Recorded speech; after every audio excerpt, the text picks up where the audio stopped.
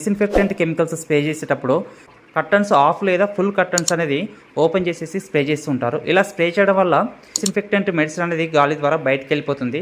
Effective results అనేది కనిపించదు. Full కర్టన్ని కంప్లీట్గా క్లోజ్ చేసేసి స్ప్రే చేసుకోవడం వల్ల రిజల్ట్ అనేది ఎఫెక్ట్గా ఉంటుంది. అదేవిధంగా చాలామంది ఫార్మర్స్ డే టైంలో స్ప్రే చేయడం వల్ల బర్డ్స్ అనేది డిస్టర్బ్ అవుతుందని భావిస్తుంటారు. 1000 లేదా 1500 బర్డ్స్కి ఒక పార్టిషన్ అనేది చేసుకొని ఫుల్ కర్టన్స్ క్లోజ్ చేసేసుకొని స్ప్రే చేసుకోవడం వల్ల ఎలాంటి స్ట్రెస్కి అనేది గురి కాదు. అదేవిధంగా స్ప్రే చేసుకోవడానికి వీలుగా ఉంటుంది. లెగ్ వీక్స్ కల్బర్డ్స్ అనేది రాకుండా ఉండడానికి ఫస్ట్ వీక్లో 3 days కాల్షియం మెడిసిన్ని, అదేవిధంగా సెకండ్ వీక్లో 3 days అనేది కాల్షియం మెడిసిన్ అనేది 200 ml 1000 చిక్స్ ప్రకారం యూజ్ చేసినట్లయితే లెగ్ వీక్స్ అనేది ఫామ్ కాదు.